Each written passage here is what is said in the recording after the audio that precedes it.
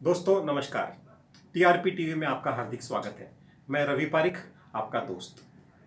दशहरे के इस पावन पर्व पर मैं आपको ढेर सारी बधाइयाँ, शुभकामनाएं देता हूँ। दोस्तों, दशहरा यानी कि राम द्वारा रावण का संहार। यदि हम इसको सिंपल भाषा में कहें तो बुराई पर अच्छाई की जीत। और तब से लेकर हमेशा हर साल हम दशहरा मनाते आए हैं। आज की यदि हाईलाइट कहूं दशहरे की, तो होता है शाम को रावण को जलाना।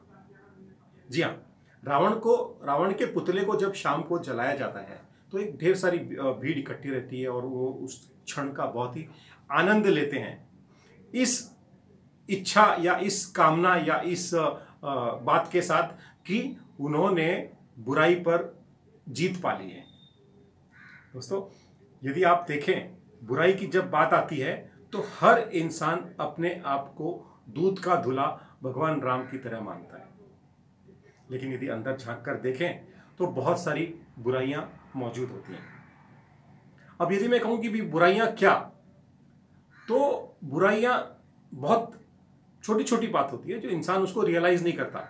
झूठ बोलना, धोखा देना, अहंकार, क्रोध, दूसरे को महत्व नहीं देना, या मैं कहूं तो किसी से ईर्ष्या करना, जलन का भाव रखना, या गरीब रह जाना, ये सब भी तो इंसान के भीतर मौजूद बुराइयां हैं। तो क्या हम इन्हें खत्म नहीं कर सकते?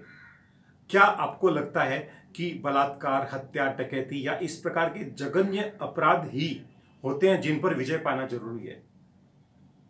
मैं एक आर्टिकल पढ़ रहा था तो मुझे ऐसा समझ में आया कि जो सुपारी लेकर हत्या करने वाले लोग होते हैं और वो जब अपना टारगेट पूरा कर लेते हैं तो वो अपने क्षेत्र के जो बड़े बड़े मंदिर होते हैं, जैसे शिरडी का मंदिर बोलिए, शिरडी, वैष्णो देवी, तिरुपति या सालासर बालाजी, या वहाँ पर जाकर अपना मिशन पूरा करने के बाद में अपना भगवान के सामने अपना माथा टेकते हैं और क्षमा मांगते हैं।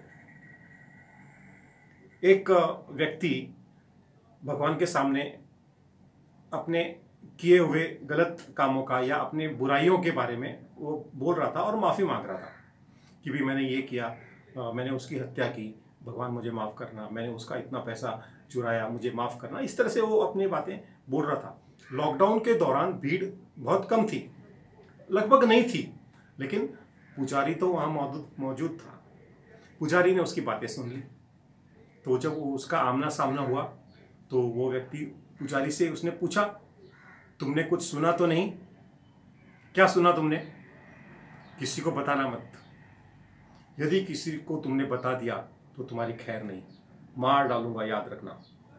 देखिए, यहाँ पर इंसान भगवान से माफी मांग रहा है, लेकिन उसे अपने कर्मों को या अपने बुराइयों को खत्म करने की आवश्यकता महसूस नहीं हो रही।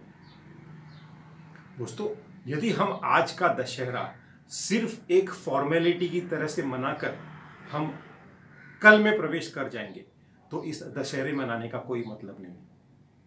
दोस्तों, हमें चाहिए आज हम एक प्रण करें, अपने भीतर की कम से कम एक बुराई का नाश करें। भले ही आप कहो कि भी मैं झूठ नहीं बोलूँगा, या आप कहो मैं किसी के साथ चीटिंग नहीं करूँगा, या आप कहो कि भी मैं हर किसी के साथ प्रेम से एक जैसा व्यवहार करूँगा, मैं घमंड नहीं करूँगा, मैं क्रोध नहीं करूँगा, या मैं मेरे पत्नी के साथ अच्छा संबंध बनाकर रखूँगा, उसे उतना ही इज्जत दूँगा, बेटा हो या बेटी हो दोनों को समान महत्व दिया जाएगा।